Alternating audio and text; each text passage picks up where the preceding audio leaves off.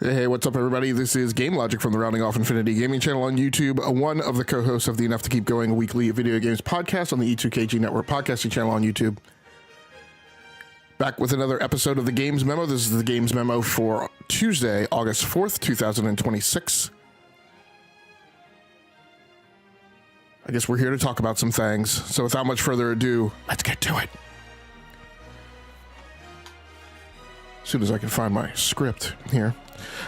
This first news story, we are continuing to talk about Sony abandoning the production of physical games media in January of 2028. I feel like this is like I feel like I'm trapped like in a trade paperback comic. Like we're in like issue number 6 of this very long, drawn out thing. It's kind of one of those arcs where like nothing has happened for the first 5 issues. And so the creative team needs to like jam the conclusion of everything into like the 6th book. So, but the story continues to unfold. The social media turmoil continues. This news story over on, I think this is over on PC Mag. Yeah, over on PC Mag. Despite Sony heard backlash over dropping PlayStation discs, plans to press ahead. Despite boycott threats, Sony says it plans to cautiously move this forward. Despite the online backlash, Sony has no plans to reverse its decision to end PlayStation disc sales as of January 2028. It has seen the pushback from gamers since announcing the move on July 1st, but will cautiously move this forward. After Sony's recent earnings call and investor Q&A session saw analysts ask about its controversial decision to end disc production across all of its consoles, the company hadn't publicly commented since its announcement and had reduced activity on social accounts and other marketing channels. So the story goes on, but let's skip over to start talking through my analysis. This latest backlash over Sony's decision to end physical PlayStation game disc production has produced a familiar cycle of predictions. Scroll through social media and you'll find confident declarations that the PlayStation 6 will fail. First-party games will sell dramatically less and Sony will eventually be forced to reverse course. I think those predictions suffer from a fundamental analytical mistake. They assume causality, where at best there may only be correlation. The PlayStation 6 already faces structural headwinds that have little to do with physical media. The slow migration from PlayStation 4 to PlayStation 5, the rise of long-lived black hole games that keep players on existing hardware, and the likelihood of a significantly more expensive next-generation console all point towards slower hardware adoption, regardless of PlayStation's physical media strategy. Likewise, upcoming first-party releases will each have their own unique market dynamics, whether that's character popularity, release timing, or audience demographics that will influence sales independently of Sony's manufacturing decisions. So some of the realization that needs to be made here is Wolverine is not as popular a character as Spider-Man. So people pitting Wolverine selling less than Spider-Man on PlayStation abandoning physical media is kind of nonsensical. And as I've done many times before on this show, there's reasons why the PlayStation 6 will sell less than the PlayStation 5 out of the gate. Next generation looks significantly different. There's going to be much more stratification. You're going to have a third of people on PlayStation 6, 50% of people still on PlayStation 5, and maybe the remainder on the handheld. So we're already going into a generation that's going to look different, and we're already going into a generation where the PlayStation 6 is going to be the lowest selling console SKU that PlayStation has put out, probably, arguably, maybe this century. The same analytical mistake appears in discussions surrounding consumer outrage. Many commentators have already decided that if PlayStation hardware or software underperforms in the coming years, abandoning physical media will be the reason. That conclusion ignores countless competing variables. More importantly, if consumers truly believe this decision is unacceptable, the economically rational response isn't to promise they'll skip a PlayStation 6 18 months from now. The rational response is to act today. A PlayStation 5 has greater resale value now than it will after another year or two of depreciation. If someone genuinely intends to leave the ecosystem, there is little financial incentive to wait. History also suggests that while digital transitions often generate intense backlash from PC gaming, on Steam to music and video distribution, the industries involved have generally continued to grow rather than collapse. So, a couple things that, need to be aired, right? Each time that digital distribution has kind of overtaken physical distribution, there's been outcry, there's been backlash. Again, I think this time it's significantly different because people are pinning it on a single vendor, whereas that didn't really happen when PC gaming physical went away, and when music and video distribution migrated mostly towards digital. But the truth of the matter is that each time those have happened, those industries have flourished, right? New competitors have come into the space. That's the special thing, like new competitors have come into the space. But all of those industries have grown in the billions of dollars of revenue that they generate every year. So, and again, if you're expressing your anger and distaste over this completely from the consumer side, this discussion isn't really for you. I am not by any means telling you you can't be angry, you can't be loud, that you shouldn't be heard. That's not what this discussion is about. This discussion is about the people who are capitalizing and monetizing on this outrage and foisting false flag operations and coming up with ludicrous theories about why it's happening and the causes behind it and how they're keeping that outrage going, after a period of time when it would have deflated or will have deflated, because they have something to gain from it, right? There are things and there are business factors around this that those people aren't bringing up. And so, again, if you're only interested in this from the consumer side and you are just determined to be mad and you don't care about any of the business reasons behind it, then please pursue what you're trying to achieve. Definitely fight for your rights. Definitely fight for the things that you are interested in and the way in which you want to consume. This is only about if you are trying to fight for those rights on false premises and false foundations, right? And again, if you're not in the business of trying to convince other people of your false premises and false foundations, then again, I have no problems with you. Like I said, be mad and seek what you want to seek. But if you're trying to kind of Pied Piper, the villagers with torches and pitchforks right under a false premise, that's when, I kind of have a problem. I also think that many gamers misunderstand the relationship they have with technology companies. Social media has conditioned people to expect a continuous dialogue between corporations and their customers, but that expectation is relatively recent and far from universal. Nintendo has never built its identity around constant communication, and PlayStation historically hasn't either.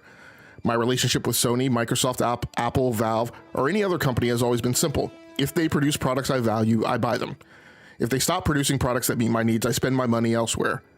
Everything beyond that, marketing campaigns, executive tweets, community messaging, public relations, it's interesting to observe, but it is secondary to the only objective signal that exists in a capitalist marketplace, whether consumers exchange their money for a company's products.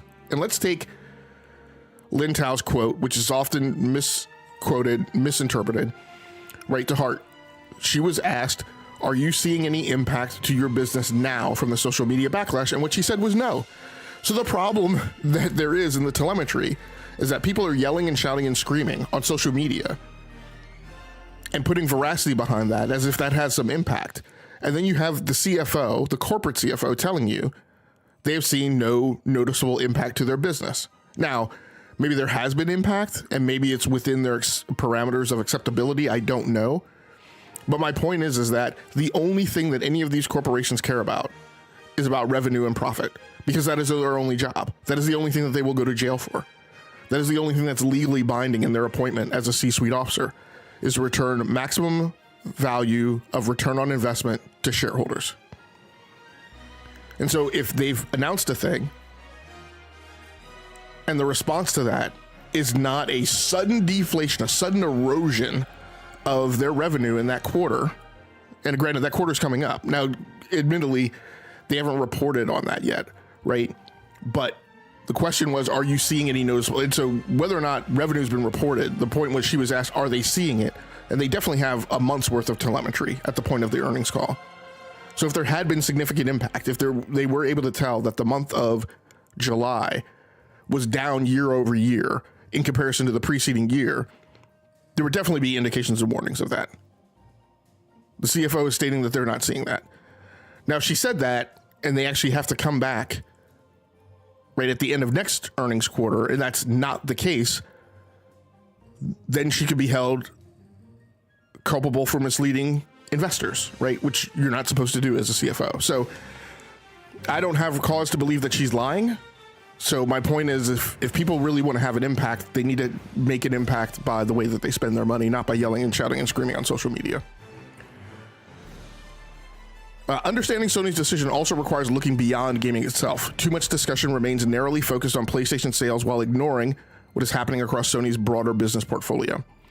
Capital flows towards opportunity. If other divisions are experiencing substantially higher growth and profitability than physical media manufacturing, reallocating facilities and investment becomes an understandable corporate decision, even if it disappoints a segment of the gaming audience. Sony's leadership has a fiduciary responsibility to maximize long-term shareholder value, not to preserve every legacy business model indefinitely. That doesn't mean gamers have to like the decision. It does mean that explaining why Sony is making it requires examining earnings reports, capital allocation, demographic trends, consumer spending patterns, and adjacent industries, not simply measuring the volume of social media outrage. Now look, the only reason I'm saying this is because people have been engaged in speculating about why this is happening. But in their effort to understand and speculate on why this is happening, they have solely looked right in very tunnel vision fashion at the GNNS segment within Sony. They have not looked over at INSS, which has experienced 132% profit gain year over year in the quarter that they just reported. And that is not a new event. That has been going on since last fall, at least. That division is seeing increasing profitability and increasing revenue. And while the lion's share of revenue and profit is being generated out of GNNS, there are clear indications there in their financials that tide is shifting. And so, as I've stated several times in the last few podcasts, when those things happen, and when you look at gaming and you look at the fact that there are limited opportunities for growth in comparison to preceding years, right? When they are looking at a player base where they've probably captured all of the defections from the Xbox camp that they're going to, there's going to be another 4%-ish, right, of the console gaming market maybe that come over in next generation, because Project Helix will be so expensive and we'll have so many things that other consumers don't want. But my point is that that's finite, right? And so one of the things that I've actually accused Sony of before, and again, this is not a gaming discussion, this is a discussion of a tech company at a larger scale. One of the things I've accused Sony of before is that they get on one pony, right, and they ride it until that pony is entirely exhausted, and they don't see things coming, and they don't shift, and they don't use the telemetry that they should have, right? I've commented before how the company that literally owns one of the 3 or 4 major record labels and was the purveyor of the Walkman, which begat the CD Walkman, which begat the mini disc player,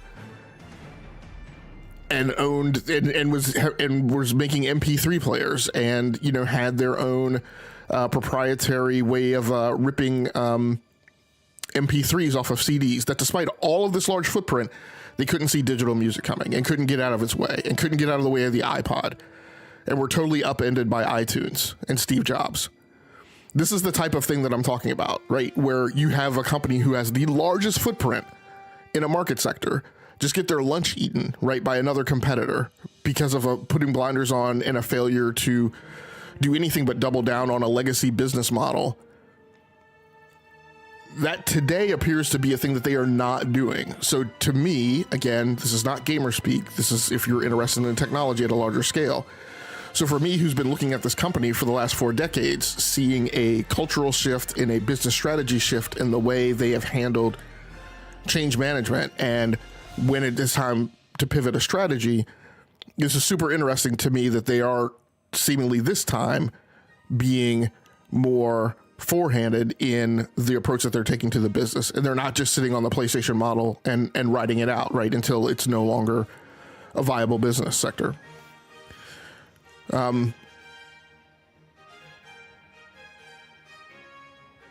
For those who are genuinely believe physical ownership is essential to their gaming hobby, the answer isn't to spend years complaining online.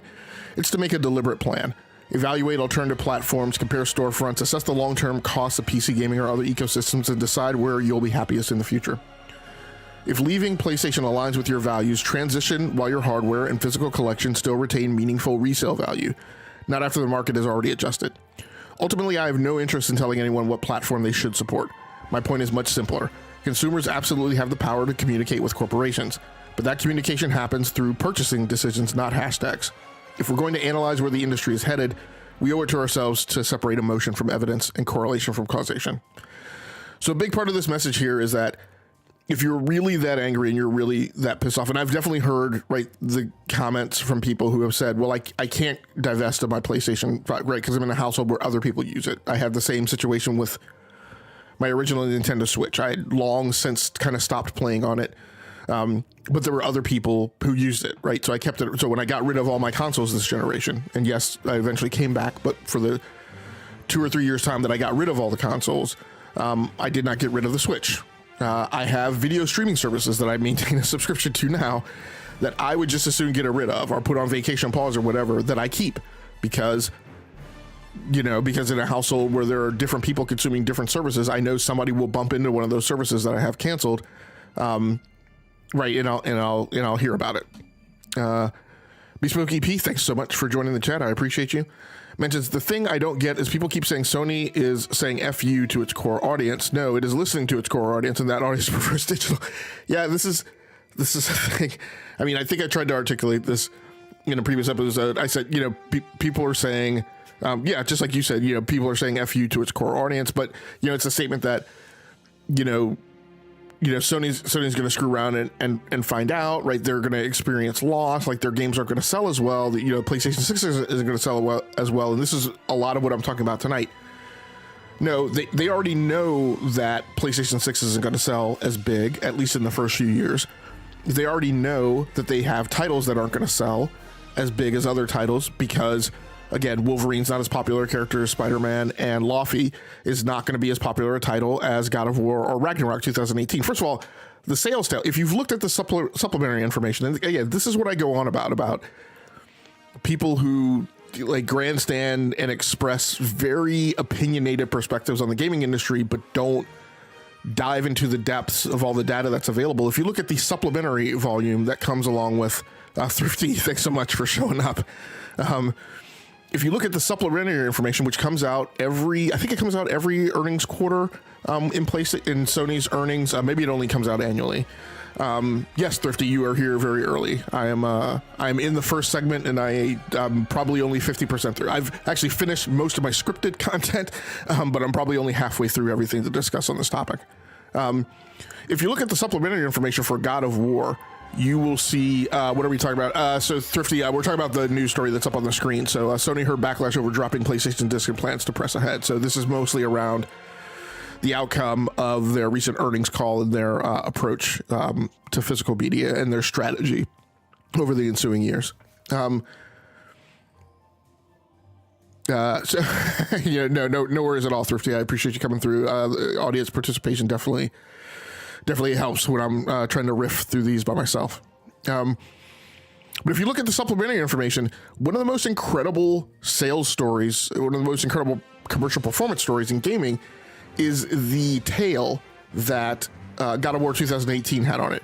It sold, it's not so much a story of how well it sold at any moment in time, it's the fact that it continued selling for ensuing years. And when it popped onto PC, it lit off another round of sales. Incredibly strong commercial performance over an incredibly long duration of time. That to me was absolutely, like, to me who does crawl through this data, like, was absolutely amazing, and amazing in the context of the overall PlayStation catalog.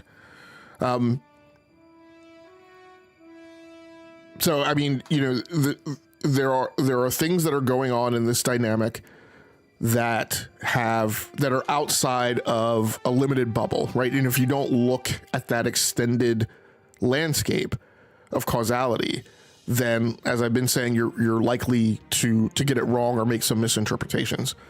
And just like Bespoke said, I don't think, like, let's say there's 20% of the PlayStation addressable market that is hardcore physical, that will only buy physical.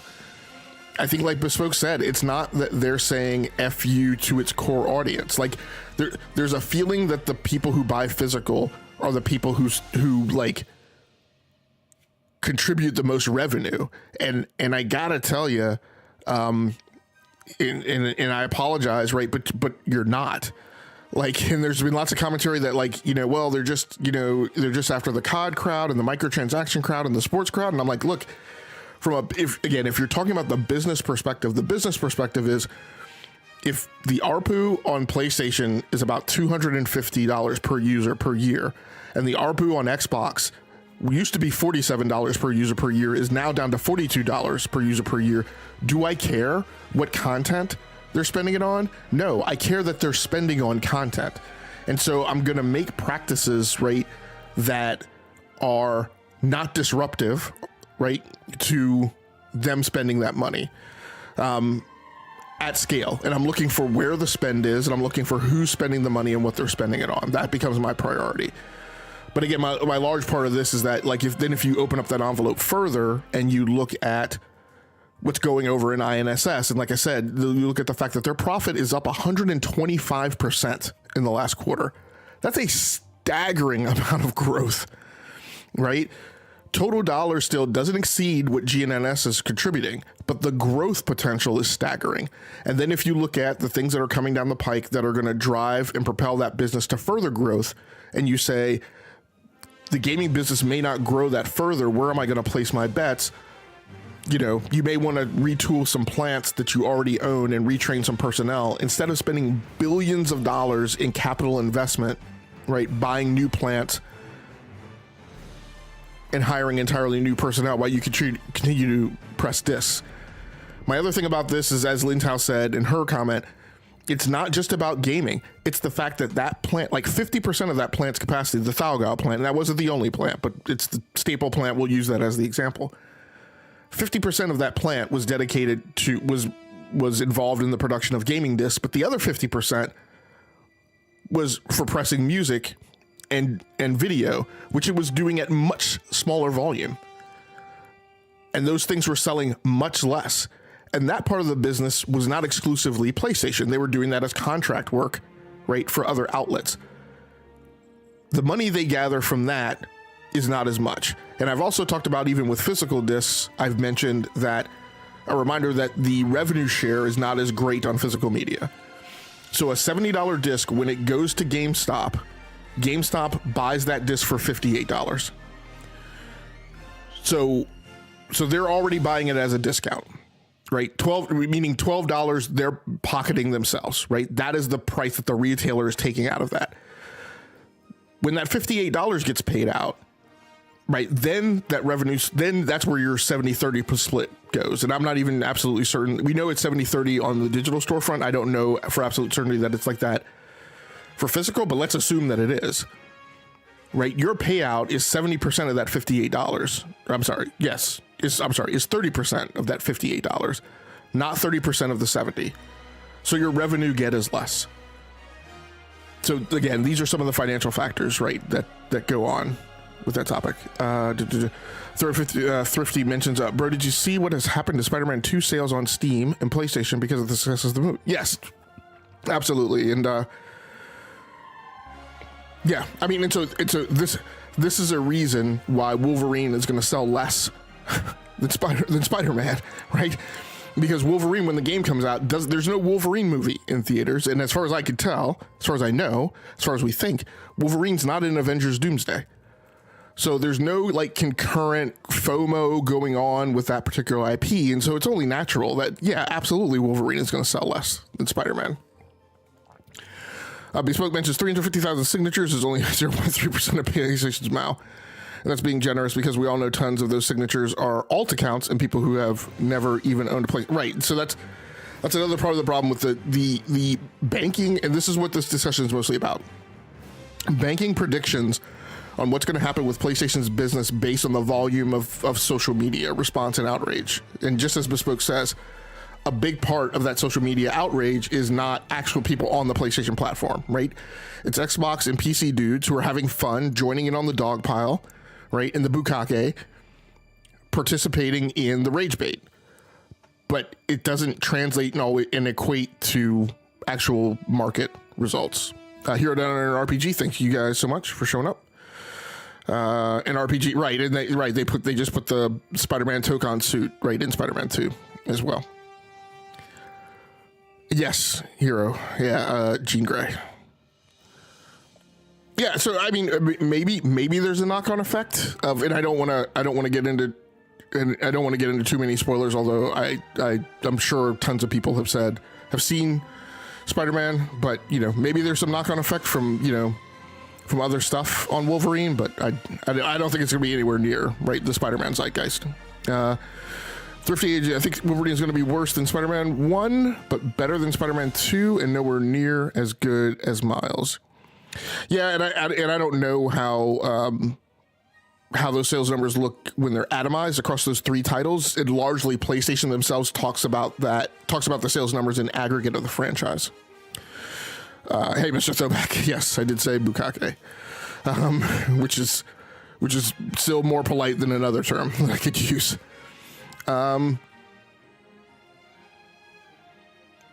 Yeah, and look, my main thing, I meant quality. Oh, okay, I gotcha. I meant quality of games, not sales. Yeah, I mean, that's, but better than Spider-Man 2. Okay, I gotcha. Yeah, I don't know. I mean, Spider-Man 1 was fine, but I prefer, as a superhero comic book guy, I prefer Miles' power set, so I always have more fun playing a Spider-Man game when Miles is in it. So I personally had more fun in Spider-Man 2 than Spider-Man 1, but that's just me.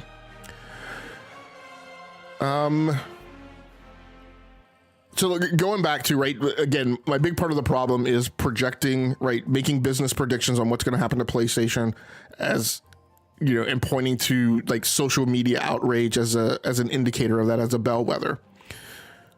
And so my key example of where we have gotten that wrong before is when I might point a finger and say that you guys were wrong about Nintendo and the Switch 2, insisting that the higher price and the less than certain people approved of specifications of the Switch 2 would mean it wouldn't sell. And yet it's off to a bonga start. And so we made a projection based on emotion, or at least subjective speculation, that didn't correlate to business outcomes. We have a lot of content creators who are commentators who hyper-focus solely on the gaming industry, not looking to demographics, socioeconomics, macroeconomics. I'm not saying those things have to matter to you, but I am saying if you've paid attention to this show and its various incarnations, and you've been on this curriculum right since the beginning of the year, there's kind of been an academic layout, right, to all of the things that are going on, right? You would have heard the whole part of how the demographics in the socioeconomics, at least in the United States, are shifting, and how the gaming industry was largely built on the backs of the middle class. But as the demographics in the United States have shifted to where the middle class is becoming a smaller percentage of overall households, and that we are seeing an increased percentage of upper income, and many other industry analysts agree with me that is the reason that we have continued to see spend in the gaming industry during contested fiscal times. because where the spend is it's coming from people in the upper income, and the upper income percentage in the United States is actually growing. Those people are less price sensitive to the increases that we've seen in gaming titles, and within a certain degree of elasticity to gaming consoles as well. And so the industry has continued to be largely okay, except in the case of where you're Xbox, right, and you have the loosest foothold in the space. You're the one who's made to suffer.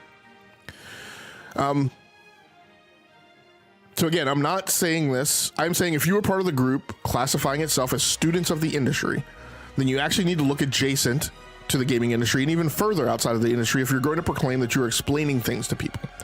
I think most content creators and participants in the gaming conversation are okay taking the insulated stovepipe view of the industry as if it is an island that stands alone by itself, burying their heads in the sand and poo-pooing on any actual economist or academic look at the gaming market as a case study.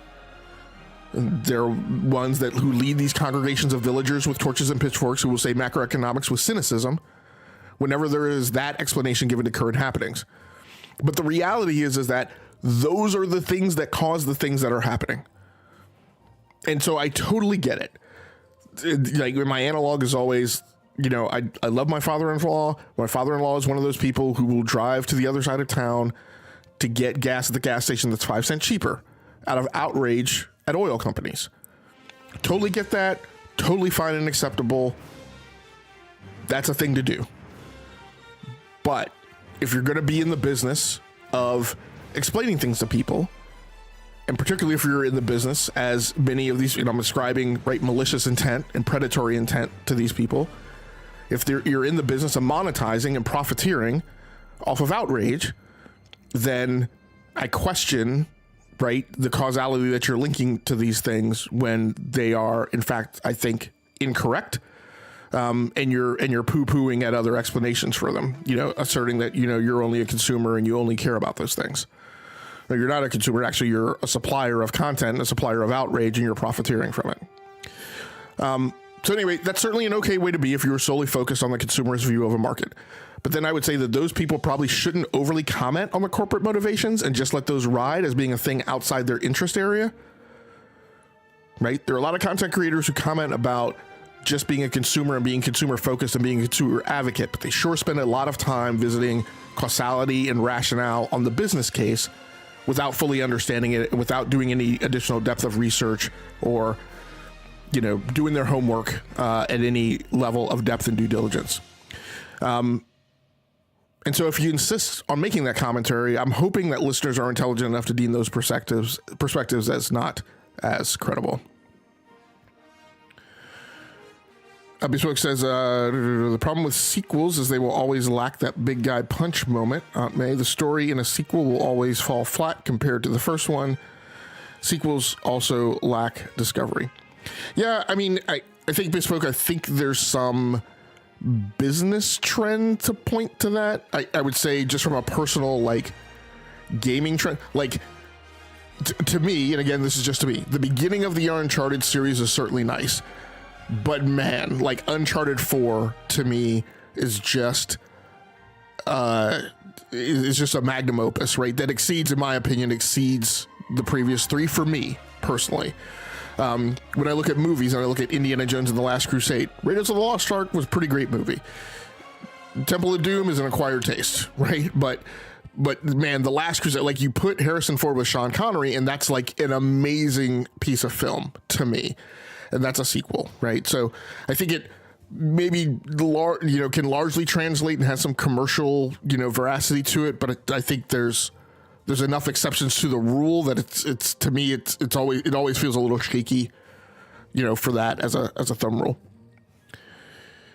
Yeah, Ragnarok is peak of God of War. Yeah, Frozen 2 is better than 1. I don't know if I agree with that one, Thrifty, but we'll argue about that another night. So yeah, I mean, I think a lot of this topic, and again, and I think I'm really trying to land the plane on this and kind of stop having it as a topic. I think, I think largely for me personally, right? Why I keep mentioning that it's hard for me to kind of commiserate with everyone, and in certain cases, absolutely anti-sympathetic, like hostilely non-sympathetic to a certain crowd, is because this just, I spent a long time. I mean, the transition from physical music to digital music, I think, was a bigger deal for me than physical to digital games. I was heavily invested, and I mean, I had been since, my late teens, right? Maybe even my teens or early teens, like just heavily invested in music and music hardware. And I went from, a bookshelf system. Like there was a point, I'm very, introverted person. I mean, there was a point where like literally my Walkman was like my saving grace, right? It was my thing to wear to kind of block out the noise of the world and just like get through, things I had to get through. And I've always had a deep connection with music. I think I've mentioned to a lot of people before, I was on my way leaving high school to go be a music major. So like that was very much a foundational place for me. And like I said, hardware wise, I went from, a Walkman to a big bookshelf system to a very expensive component system and, and custom speakers. And then eventually like that preeminence of hardware kind of started to fade away, right? The prominence of component based stereo systems, just kind of started to wane in the market. And then this whole thing about transitioning, and I spent a lot of time soul searching about the transition to digital music. I did a lot of time thinking about how I was going to put my new ecosystem together, whether or not I was still going to buy physical and all of that. And, and eventually at the end of the day, I wound up making that transition. And that was like 20 years ago. And then I transitioned from physical video to digital video probably 10 to 15 years ago. Definitely probably like fully made that transition 14 years ago. Absolutely when I shifted to video streaming. And so this just is just another thing for me. And then as a technologist who, somebody who's been like a smartphone reviewer and a mobile device reviewer, tablets, laptops, who's been heavily ensconced in technology and works in technology, this to me is just another progression, on the landscape. So I haven't been as strongly tethered to it. But then, my other reason I fail out with a lot of the understanding of the current response is that, like I said, when a platform makes me angry, I get off of it, right? I stop spending money on it. I make the transition, and I make that transition so that once things are really bad, right, on that platform, let's say on PlayStation, in the case of 2028 January, I would say I would already want to be on whatever platform I had decided on by the time. And I would kind of want to be able to, I say this as a joke, like point my finger at the people still on the platform and laugh, right? But to me, the other points that I made right in the script was, if you're planning on staying on PlayStation and then saying you're not gonna buy a PlayStation 6, and if you're in the group that's like, when the PlayStation 6 comes along, I'm gonna transition to some other platform. I don't know what your plan is, but if your plan is to get rid of your PlayStation 5, it's probably not going to be worth a whole lot or as much in 2028. If you believe in the negative market sentiment, right? It's probably not going to sell as well. So if you wanted to get rid of it, now would probably be a good time where you could probably get a decent trade-in value for it and trade in your games, I guess. So I don't know. It's an option. I think the other thing that I'm failing out with is, right now there's a lot of hand wringing and what ifs. It's, they're coming to take my games away. Well, what if they take this game away? What if, your account gets locked out? What if you do this? And look, again, this is just like where personally the seat that I'm sitting in and kind of where I'm viewing the world. I have less gaming days ahead of me than I have behind me. So I'm just not at a point where I'm living my life on what ifs. And when I look at, the way that, quite frankly, a lot of people that have kind of been, I've been in the orbit of, or, we've been in the orbit of the same circles, and we look at the Xbox guys, this is the same problem that we point to with the Xbox guys, that they have spent 13 years now saying, all right, this year the cards are all lined up. You know, now they have all the potential. You know, they've never had like this a mass of things before, you know, and they keep saying the games are coming, the games are coming, the games are coming. Well, what if, you know? And I'm like, I don't know, man. I've been too old for a very long time to live my life based on what ifs and the game, and you know, the games may be coming and the potential of what a platform is going to be when they acquire Activision. And you know, now we look, you know, 4 years since then, and they have literally 50% of the ammunition that they had in the barrel, right, in 2023. You know, so how did the what ifs turn out, and how long have you been waiting for, you know, Xbox to win? So you know, to me, you know, well, what if, I mean, we've been saying, what if Steam takes all your games away for 20 years and it hasn't happened. And I have less fear, right? Every day I get a day older of that happening to me in a way that is impactful. You know, in the 20 years that I've been participating in digital games, and at least my PC gaming library has converted over to all digital. You know, the number of games that I've lost access to, like in the noise, like some 0 point something % of my total digital gaming library on PC. You know, I've lost access to like 1Z, 2Z titles here or there. And for those of you with vast digital PC libraries, I absolutely guarantee you the total number of games that are broken and don't actually work probably will exceed any that have been taken from you or delisted or you don't have access to on any digital storefront. So, I mean, that's just where we are. Choose how you want to live your life. 30 seconds. I wouldn't say. Oh, they're arguing about Harry Potter. So we got Potterheads in the chat. I play games, keep delivering, and I keep playing. What else will drain the life cycle out of you? Yeah, and people accuse, and again, this is not me being on, like, again, I want to separate. It's very nuanced and very I'm pulling things apart with a scalpel. I'm not in the camp of people complaining about physical media should shut up. People complaining about physical media, don't have any right to be. No, I'm not saying that. I am definitely saying that there are some people who are arguing for it on false pretenses. I think there are people arguing for it that are hypocritical in some cases, but I'm definitely not saying you shouldn't argue. But what I will say again, when I translate, how am I receiving the news and how am I dealing with it? Like Thrifty says, people get into these whataboutisms, but I'm like, great, Scott. I mean, first of all, I'm a black man in America. Like, let me tell you what you can do to your mental health if you go through what ifs every day, right? It's not a joke. It's kind of funny, but it's not a joke. Sometimes I've got to take somebody right to get to practice or something on time, and I say, hey, hold on a second, I gotta go because I keep my wallet. There's a place where I keep my wallet, which is not in my getting ready to go drawer. And I say, oh, I forgot to grab my wallet. And they're like, no, we got to go. I got to get to I'm like, we're like, understand the town that we live in. And I'm not getting pulled over right without having my driver's license on me. Like, that's just like, you need to understand where you live and who we are. And that is not a thing that we do.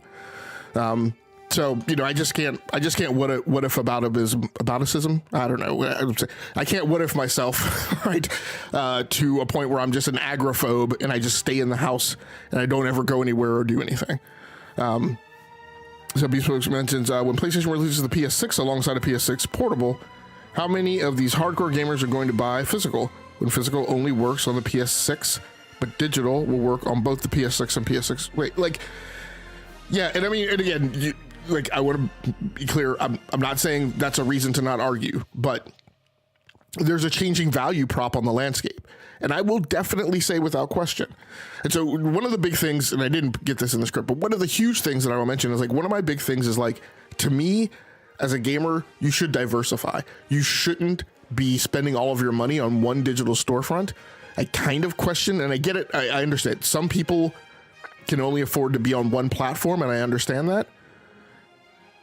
And so, there is a point where I empathize with the argument over physical, because that's the best thing if you're dedicated to one platform, if you're dedicated to PlayStation, your only way of really diversifying your gaming portfolio in the way that I'm talking about is to buy both digital and physical, right? So you're not handcuffed to one ownership regime or the other. On PC, lots of people clown the Epic Game Store, but I absolutely buy games from the Epic Game Store, and the reason is because I had a year where I got into a snit with Steam, and I felt their return policy, their refund policy was complete BS. And, I got into an argument with them back and forth, and I got so pissed off that I said, all right, fine. I'm not spending money on Steam. And I didn't spend money on Steam for a year. I continued playing the games that I had, but all of my money that I spent on games that year went to the Epic Game Store. And, between playing on other platforms and buying from digital storefronts, one of my things is any of these vendors at any point can take on a business proposition or just exhibit a set of values that I disagree with. Let's not even talk about ownership. There was a point between Apple and Samsung where the trademark and patent, the patent trial between Apple and Samsung got so toxic, and that I felt like the arguments Apple was throwing out were absolutely preposterous. Like, when it got to the point in that trial where they said, well, nobody said Samsung had to make a flat slab as a phone, right? They could have done something like a round. I was like, okay, we're done. Like, you guys are being absolutely ridiculous, and you are absolutely using your market strength and position, and being an American company to contort, right, what's happening in the legal system of the United States in a way that, to me, is actually anti-competitive. So at that point, the value system and belief system of that company was no longer a thing that I wanted to participate in, right? This was also the time about that, I just think slightly later that I can't remember what the accusations of like Chinese working conditions at the Foxconn plant that Apple was aware about, like that's less of an issue. But at the point where I felt like the legal arguments for, like, I was done. I didn't buy Apple products. And so whether or not it's ownership or physical media or anything, like when a corporation breaks beliefs with you, you should like part ways with that vendor. And you shouldn't in any way feel like you're locked into a vendor, regardless of the investment that you've made. That's my personal belief. So, that's a large part of kind of why I sometimes have like a disparity with some of the things that are going on now. But yeah, sorry, Bespoke, but to your comment, but the shift in the landscape today is there are many more times now, because I have Steam Decks, there are many more times now where I'm going to buy a game, and the fact that if I buy that game on Steam, I can play it on my Steam Deck, but if I buy it on Epic, I can only play it right on a desktop PC, or, I can't play it on something that runs Steam OS, definitely sways me. So yeah, it'll be interesting to see how that dynamic plays out. Thrifty AG. Is that the is Unknown 9 The Awakening? Is that the game with the Indian protagonist who like I don't forget what her powers are, but like she could like spirit walk or astral project or something out of her body, and that's a way like you go around and solve puzzles. That was another one that I was like, yes, I was super bullish on that game. I so wanted that game to do well, and then it came out and was kind of a broken mess, and I was like, oh man, I still have it on my wish list. I still think about like, man, if they, and I think is the game really that bad? Thrifty. I think, didn't they, the power is being able to walk at 25 frames per second. So look, I'm glad you brought that up. I'm going to make my one point of like where I'm not sympathetic towards the PlayStation crowd is because I love you guys, but you guys crap on anything that is not PlayStation. Right? And what I mean by that, and I'm not saying all of you, I'm saying there's lots of the PlayStation crowd that craps on Nintendo for being underpowered, craps on Xbox for their games not being that good. Did I say Xbox? Craps on Xbox, craps on PC dudes for being overly concerned about their RGBs and for having to troubleshoot Windows in order to play their games. I'm like, and now you've got a reason that you're upset in your platform. And now, quite frankly, you're faced with the possibility, the potential of having to transition to one of those other platforms that you've been crapping on right, for the last several years. And for a lot of you, not all of you, probably not the people in the chat here, but for a lot of people, that's part of the reason why they're having, right, the amygdala lockup and the problem contending with what's going on, because they're being faced with the notion that they may have to transition off the platform that they've been, right, that they've been ride or die for the last few years. So again, just be careful, like, about buckling yourself so tightly to a platform, because at any moment in time, these vendors can shift out from underneath you and start behaving in a way that you don't like. And then you've got to make choices, right, and shift and go somewhere else. Here, at least I never cropped on PC. Yes, here, I will not call you a hypocrite for transitioning to PC, for switching to Atari. Yeah, that's an Atari up in profit, up in revenue, right, after years of being in the downs. Thrifty, that's exactly what it is. I have been with PlayStation since I was 10, but I'm now, and here it says I'm now going over to all the dark sides and the Wii. The Wii. Real Innate, thanks so much for everybody who showed up in chat, by the way, especially, and the Real Innate as well. That used to be the only way I could buy Super Robot Wars, is to import the Singapore version, which completely is in English.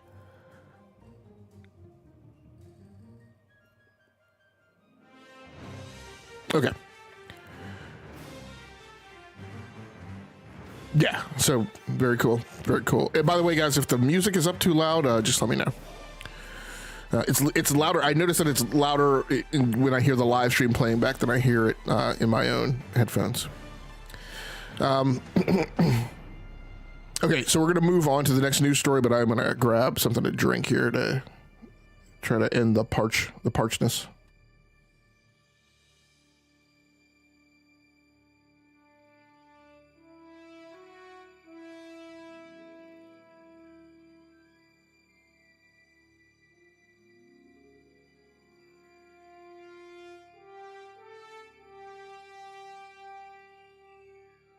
RPG88 mentions PC gaming isn't really hard. I mean, RPG, my point of reference is like back in Windows 98 SE, and even before then, before the days of 3D acceleration. And yeah, in comparison, these new PC dudes don't know the pain that we went through. We sacrificed so that they could pull up an NVIDIA app and hit auto download and install.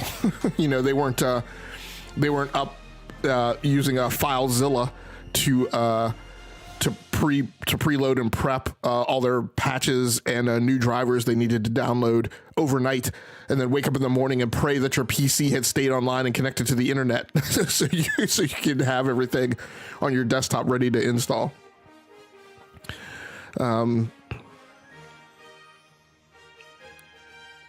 Ease of use is better on console, but not by much. Yeah, I think consoles have become much more complicated. I think they're still significantly better. I think there are these weird kind of edge cases where I'm like, okay, this is literally not any less convenient, right, or more convenient than it is on PC.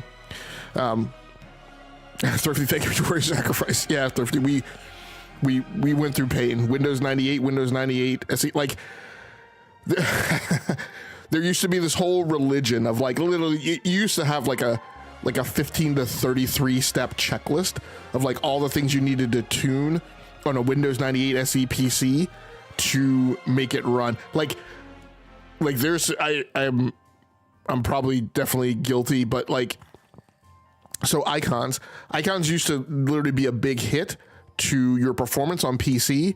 And so back in the day when you didn't have like 32 gigabytes of RAM, doing things like, I would always act in revulsion when I would see somebody's desktop with like just file icons like splayed out all. I'm like, you understand that's causing like an actual right? Because your RAM has to keep up with all those icons even when you're playing a game. Now I don't think it's that big a hit, but I think most people have gotten smarter about like just having like the bajillion icons all over their desktop. But man, so there were things like that you used to have to do to like groom and tune your gaming PC. Consoles still don't compile shaders for Twitter. Yeah, like I said, there's, in most cases, they're definitely more convenient than PCs. But like I said, there are these weird edge cases where I'm like, look, PlayStation, I think PlayStation has largely fixed it, but like there was that time period on the PlayStation 3 and the PlayStation 4 where you would like go to install a game and the PlayStation would tell you like 3 times in a row the game was installed, but it wasn't really installed and you would have to do something else to install the game. Like that's the type of stuff that I'm talking about, right? Hey, your game is installed and ready to play. Okay, let me pick up my controller and go. Oh, wait, I didn't actually install the game. I still need to install this other thing, right, to make the game playable. Okay, I'll wait. And then you install it, and then it's like, oh, wait, I need to download the patch. Why didn't you go get the patch and the update when you were telling me that the game was ready? But the game's not really ready. Like, stop telling me that the game is ready. So that's the type of stuff that I mean about, consoles not being as easy. Yeah, the fake ready to play message. Yeah, that like, man, it's gotten better, but man, there were some days that I was like living in rage. I like the day we tried to play, what was it Gran Turismo 6, whatever the Gran Turismo was that came out on the PlayStation 3, like literally after the PlayStation 4 launched. A buddy of mine and I bought that at launch and tried to play the multiplayer, and it was just hours of pain. Getting through the installation and then realizing that we had to play through a chunk of the game before we could get multiplayer enabled and yada. I don't know why it's.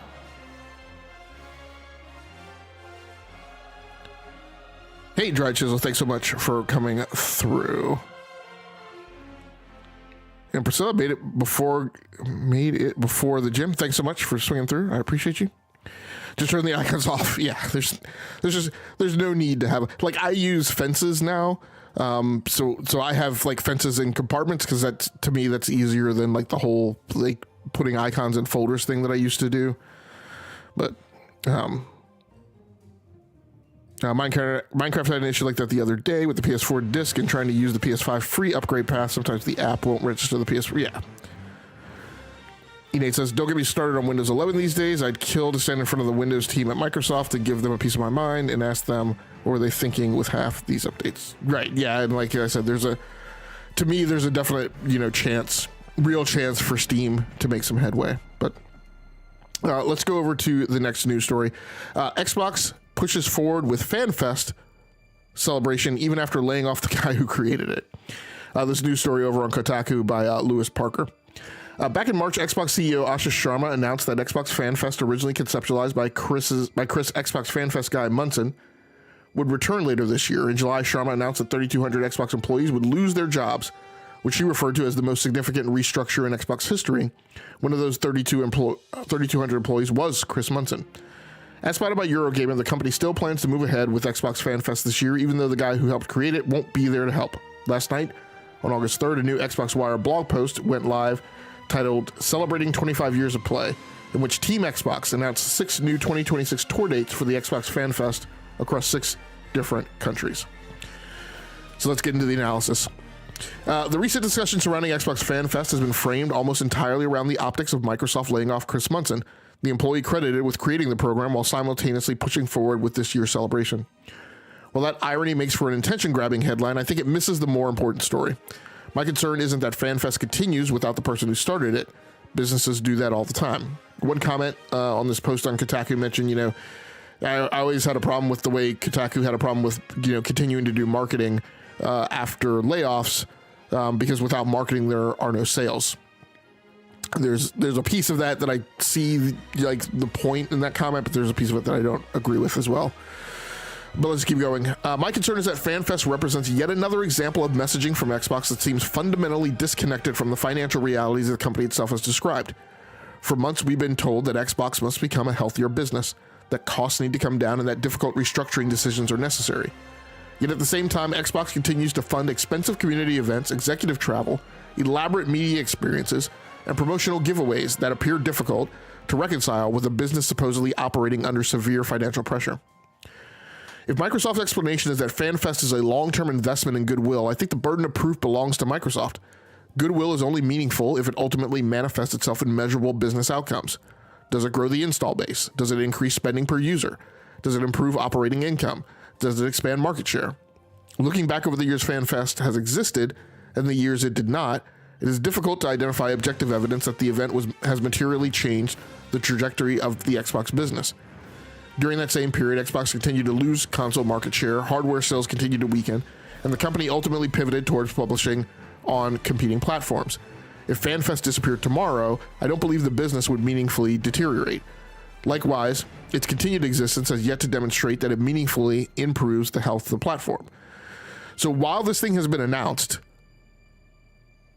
and there's been this whole, Xbox is back, Xbox in all caps, we're doing exclusives, and we're doing all this stuff, here's your new boot up logo, right? All this pandering has resulted in a net business outcome of you being 10% down on content and services for the quarter, 14% down on hardware. So please explain to me and help me understand how FanFest is making the business go.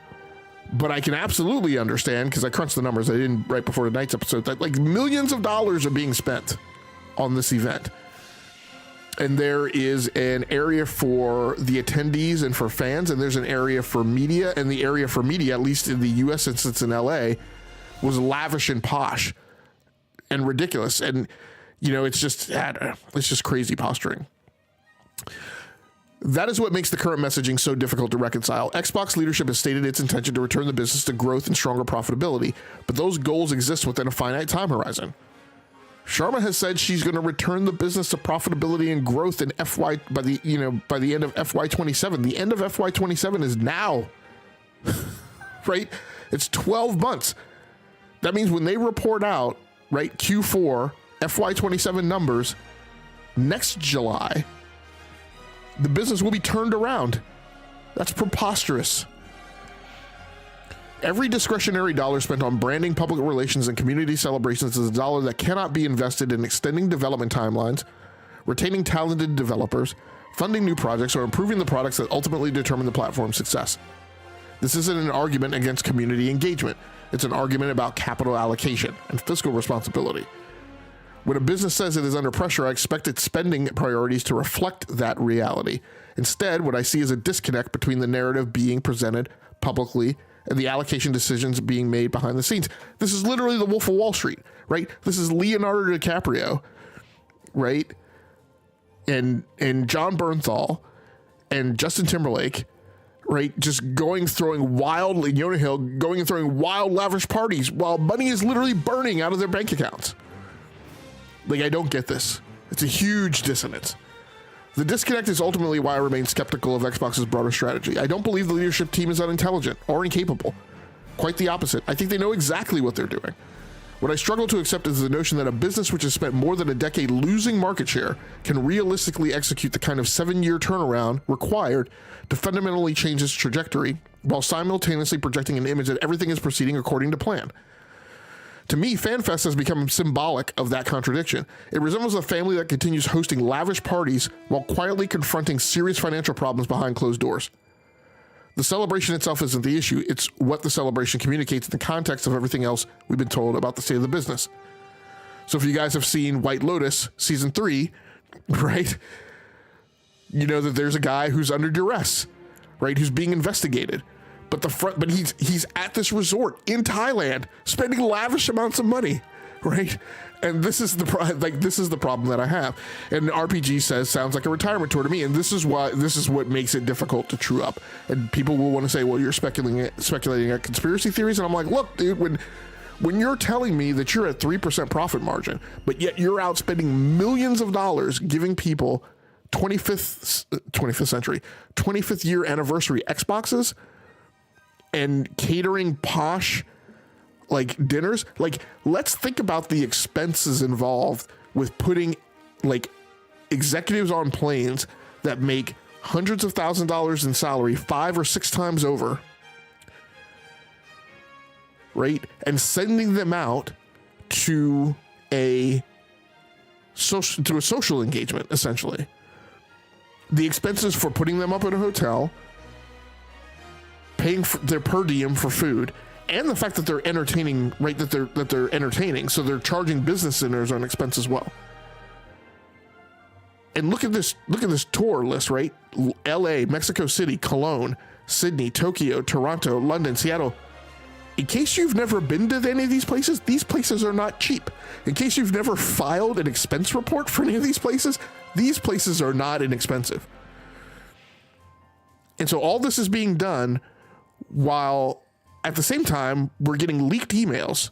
It's hilarious. These reports and headlines still come out that The Verge obtained, right? You didn't obtain it. She literally handed it to you. It's part of Tom Warren's ransom note for writing the hit piece on Sarah Bond, right? Like, this stuff is literally being handed to you guys on a silver platter. It's also funny that it's being handed to them and not to Jess Corden, but that's another topic. So yeah, like, it's like when you see somebody saying that things are bad, but they're just burning money, it lends me to perceive it like RPG88 said it. Like, it sounds like a retirement tour. It sounds like that the house of cards is falling and you don't really have any intention, right? Your plan is if this were another context, like this is how people who are heading towards bankruptcy behave, right? You're going to declare bankruptcy. So who really cares, right? If you go and like, you're not trying to tuck $600 away. You don't mind taking that $600 and going and blowing it at the strip club, right? All your debts are about to be liquidated. You're not going to owe anybody any money. So you're not being frugal. You're not being conservative. And this is what it feels like. Of course, Xbox isn't going to file for bankruptcy because they're bankrolled by, a multi-trillion-dollar company. But and this is, and again, a part of the disconnect of the voice track, right? Satya Nadella says that it's time for Xbox to stand on their own and that he doesn't want to subsidize the business anymore. I'm like, bruh, Satya, you're obviously subsidizing this because even at $750, $800, you're still losing $150 per console. So Xbox is clearly not paying for FanFest out of its own pocket. So again, this is all us trying to kind of true up the delta between what is being said, what is actually going on, and what is the decisions that are being made.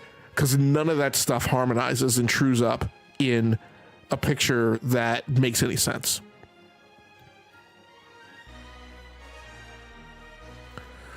Yeah, it really says the Xbox ice sculpture above the city with the Last Supper food spread. Yeah.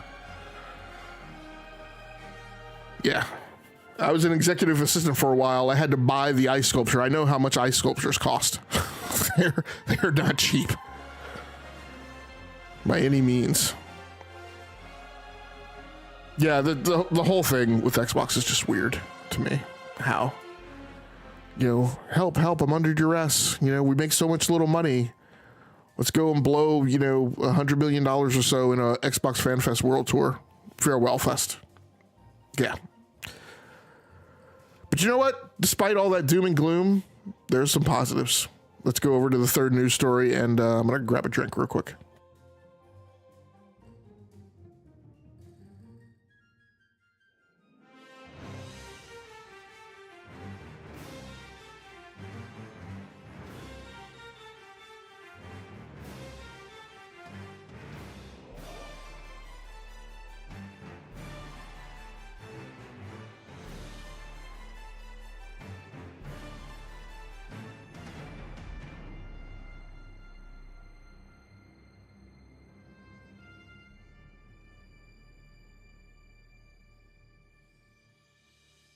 Okay, sorry, I was just a little concerned. I'm supposed to be getting grocery delivery between 6 and 8.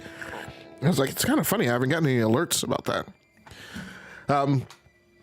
Okay, last news story. UK charts, Master Chief knocks Splatoon Raiders off the top spot. This news story over on Nintendo Life.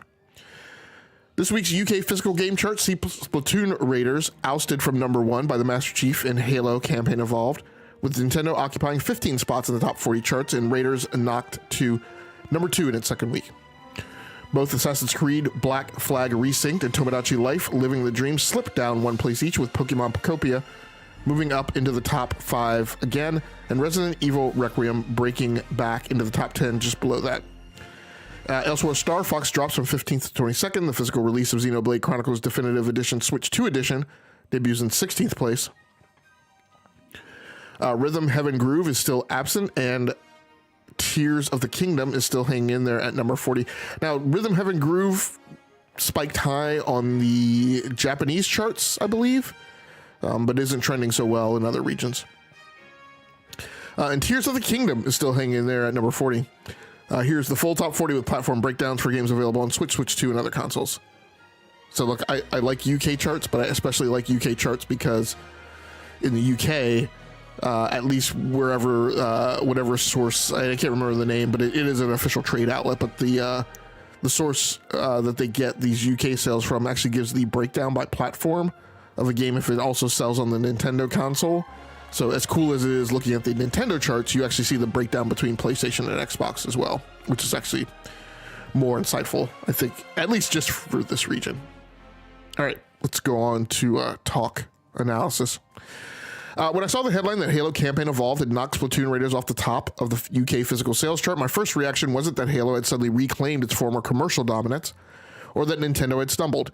Instead, I saw another example of why it's important to understand what a chart is actually measuring before drawing conclusions from it. These are physical UK retail charts, not worldwide sales rankings. They reflect the purchasing habits of a specific demographic in a specific region, and that context matters. In many ways, the result tells us more about the UK market than it does about the relative strength of either franchise. And so one thing I want to true up, I am absolutely certain somebody would bring up, yes, logic, but yet you quote Circana numbers all the time, and that's the US only. Yes, because the US and China combined formulate something like 2/3 or like 50% to 2/3 of the combined gaming and PC console market. So I put some veracity behind the Circana numbers because they are indicative of the market at scale, right? The UK is not as indicative of the market at scale, but they are indicative of Western tendencies with some exceptions. FIFA will tend to do a lot better on the UK charts, even though they're still high on the US charts. In particular, Formula One, one of my favorite franchises, tends to do very well in the UK charts when it often doesn't show up at all on the US charts. So, okay. The United Kingdom has long stood apart from many other gaming markets because its enduring affinity for physical media and its historically loyal Xbox audience. While Xbox's install base in the UK has undoubtedly shrunk over the past decade, the players who remain tend to be intensely committed to the platform. Combine that with a nostalgia-driven release like Halo Campaign Evolved, and it's not particularly surprising to see strong physical retail performance. By comparison, Splatoon Raiders occupies a much different space. Splatoon became one of Nintendo's flagship franchises because of its multiplayer identity, while Raiders is a single-player spin-off that naturally appeals to a narrower audience. Those differences make the chart result interesting, but not especially shocking. That doesn't mean either Microsoft or Nintendo should dramatically alter their strategy because of 1 week's worth of UK retail data. Nintendo isn't going to rethink one of its core franchises because a spin-off temporarily lost the top spot in one territory, and Microsoft shouldn't interpret this as evidence that Halo has suddenly rediscovered its long-term commercial trajectory. If anything, Halo still faces many of the same questions it has for years. One successful week of box sales in the UK doesn't erase the broader commercial challenges surrounding the franchise, nor does it change the reality that Microsoft spent multiple releases searching for a formula capable of restoring Halo to the cultural position it once occupied, and failing. So listen a little bit to Jeff Gersman's podcast this morning or yesterday, and he has a lot of the same feelings that I said were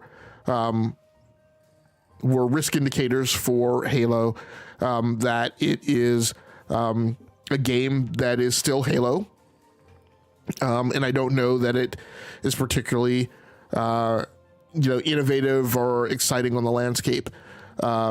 Now, he mentioned a lot of the same things that I did, which is that, you got to put the game in context, right?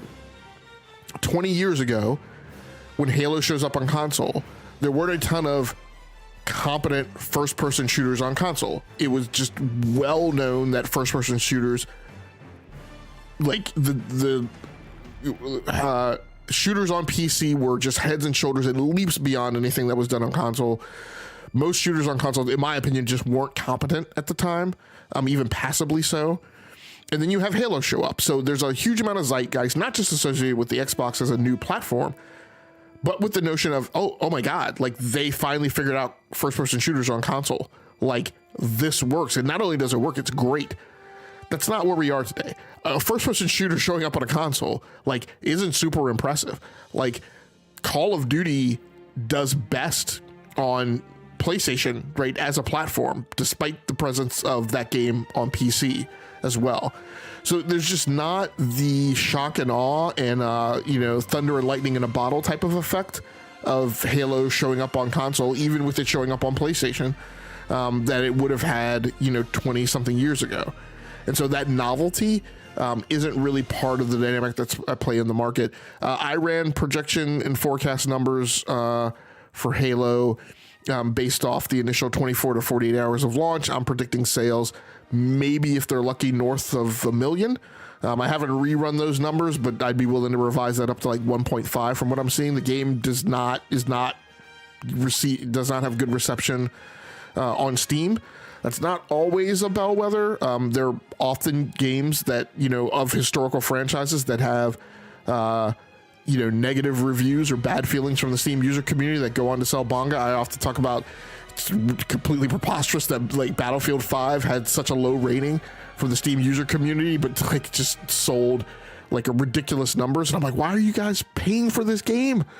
Like, and you all think it's so bad. So that's not always the full tale of the tape, but sometimes and often it is, and I think that is the case here. Like I told Brap, and I told him, for several months that I didn't expect that Halo was going to sell big numbers despite it being on PlayStation 5, and I think that's what we're seeing playing out. It'll be interesting to see Circana numbers. Obviously, there's been no promulgation of numbers out of the Xbox camp, and so, as we see with Forza Horizon, there's the propensity to always announce engagement numbers, and with Forza Horizon 6, they actually announced sales numbers. So clearly, in my opinion, it is not doing as well as either of those has in the past.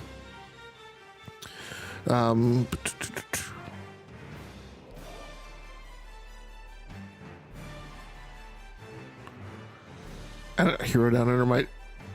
Bespoke says my doorbell got blown off the front of my house and was found across the street. Okay. I hope you were able to recover your doorbell, Bespoke. More importantly, I think this chart highlights a broader mistake that analysts and enthusiasts often make, confusing localized success with global opportunity. Xbox still has meaningful pockets of loyalty in markets like the UK, and that loyalty should absolutely be respected. However, I don't believe the future growth of the gaming industry will be driven primarily by mature Western markets such as the United States, the United Kingdom, Germany, or France. Those regions remain incredibly important, but they're also comparatively mature. The largest opportunities for sustained industry expansion increasingly appear to lie in APAC, Asia Pacific, with meaningful long-term potential in Latin America and selected emerging European markets. I wrote that a little softer than I mean it. The largest growth opportunity is in APAC, hands down, zero question. And so again, when a company says we're focused on growth and we're focused on profitability and we're focused on doing numbers, but does not indicate in their actions that they are focused on APAC, then again, I have a difficulty truing up that statement. Now, Xbox has historically not done well in Japan and doesn't do that well right when you broaden that out across APAC. But then if you're focused on growth and you're focused on grabbing market share and you're focused on profitability, then you do something about that. You don't just say, oh, well, like we can't do well there. No, you do something about that. Like you're in the business of constantly acquiring stuff. Go acquire someone out of Japan. Go make an acqui-hire, right? Or just poach a creative mind. I talked a week ago or maybe 2 weeks ago about the fact that the largest problem that I see from a creative aspect at Xbox is there's no Miyamoto, right? There's no, I should have looked these names up, but there's no cast of generals like I call the guys at PlayStation, right? There's no cadre of, Druckmann, Barlog, the guy at Insomniac, the guy at Polyphony, the guy at Guerrilla. Like there's not this, platoon of fire team leaders or whatever you want to call it, right? That clearly, right, is the intellectual muscle, the creative muscle behind making those studios go. I just don't think the heads of the Xbox studios have that gravitas. So it's hard for me to believe that they're actually dedicated to growth and profitability when they haven't shown any indication of, focusing on APAC. Ultimately, this week's UK charts are valuable, not because they prove Halo is back or because they suggest Nintendo has a problem, but because they remind us to interpret market data carefully. A weekly physical chart is one data point with a much larger constellation of indicators. And I want to foot stamp here before I finish reading out the script. I am not by any means saying that this chart is irrelevant. It is actually very relevant. I often comment on the fact that, yes, while I pay attention to Circana numbers, my larger problem with the landscape of content creators, influencers, people in the gaming conversation is that they only look at the Circana charts and they poo-poo, why look at the UK charts? It's so small. Why look at the Japan charts? It's so small. I'm like, because they're reflective of larger thought, right, across Europe, right, across the western part of the EU, for the Japan charts, across the rest of the Asia Pacific. So tunnel visioning on and sticking your head in the sand and only paying attention to the Circana charts is also not what I'm advocating. I did say that, they're significant because we are such a large part of the market. In combination with China, we're like huge, right? We're the largest footprint in the market, greater than 50%. I think we're greater than 50%. We might only be like 46%, something like that. But my point is, like, again, like I talked about earlier in the show, right? You gotta look beyond, right, the obvious things and the things people put right in front of your face if you're really trying to be a student of the industry and really trying to understand everything that's going on. Like, you have to understand what's going on in Latin America. You need to look at what's going on in APAC. You need to look at what's going on in these other regions. So a weekly physical chart is one data point within a much larger constellation of indicators. It can reveal regional preferences, platform loyalty, and buying habits, but it cannot by itself forecast the future of either company. The real lesson isn't that Halo outsold Splatoon for a week. It's that understanding why it happened requires looking beyond the headline and appreciating the demographics, cultural preferences, and market dynamics that shape each region differently. So thanks so much for everybody who joined in on the live stream tonight. I appreciate you. I'm trying to see how much time we have. Yeah, we're wrapping up at an hour and a half. Pretty good. Makes it less than the 2-hour marathons that we've had before. I want to welcome most recent subscribers to the channel: Lamont Cunningham, Freebird66, Eric Chobra, and David Mack. I appreciate you. For everybody who joined in the live stream, I appreciate you as well. RPG88, Bespoke EP, Hero Down Under. I don't know why the chat is not letting me scroll. Thrifty, you came through. The Real and Nate, Dryad Chisel, Priscilla, Fox Mamba. Appreciate all you guys coming through, especially since I did make a big hoopla about announcing this. And especially since I don't do this on a regular night during the week, and it's always at random. I am trying to at least now make a post on the YouTube channel, so at least if you're not keeping up with like the little video chiplet that comes up when I schedule the next show, maybe you see the post. So I appreciate you guys. I appreciate you guys coming through. For anybody who watches the archive version of this live stream, I appreciate you as well. Please feel free to like the video and subscribe to the channel so you can just receive a notification whenever I post new content. As always, I do not know what day of the week this will be next week, but I will figure it out as soon as I get off this podcast and maybe even make a preliminary, chisel post. Why there are no super chat options? That is a great question, Basok, and I love that you asked it. And this is not holier than thou. This is just me. I don't monetize any of my content. This is definitely this is not even a side hustle for me. This is definitely just something I do as a hobby. I just have no interest in monetizing, and I will admit I throw a definitely healthy amount of side eye at anybody who does. Not anybody who does. Like, look, there are people I collaborate with that, like, I'm on Brap show, like he takes super chats. On Thrifty's show, he takes super chats. But there are people who act in a way that I think you can tell and put through the smell test that is disingenuine. People who do the fake outrage and the rage baiting and all that. Yeah, I know. I appreciate it. It is my time, but I also just it's in a crevice where I can give it up at any time. There's no way that this would ever become like a thing for me that would supersede my day job. So it's just something I enjoy doing. So I haven't enabled any of those options here because I don't know that it would make a lot of sense. But I appreciate you asking because I do like having the opportunity. Your time is valuable. It is. I'm hoping that things continue in a manner that allow me to take a couple hours here and there to do stuff like this without being able to ignore being compensated for it. It's a blessing, and I definitely understand that not everybody can. And I like I said, I don't throw shade at somebody because they take super chats. I throw shade at somebody because they act in a way that it makes me question their credibility while concurrently taking super chats and while seemingly like engagement farming in order to encourage super chats. So, but I appreciate you.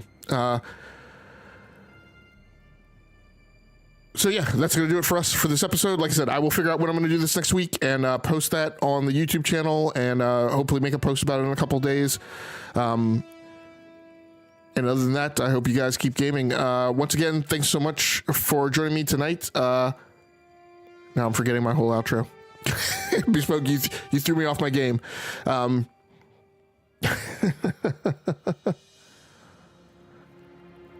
So once again, my name has been Game Logic from the Rounding Off Infinity Gaming channel on YouTube. One of the co-hosts of the Enough to Keep Going weekly video games podcast on the E2KG Network podcasting channel on YouTube. Thanks so much for coming through. I am actually forgetting my whole outro.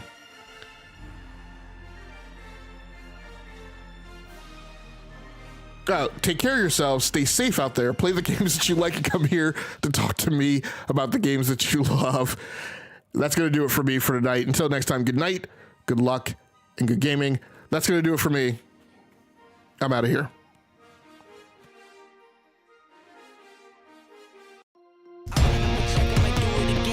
Enemies close, have me thinking they're friends. 10 toes down, I'll be free until the end. Crib outside the city, I don't feel safe in my hands.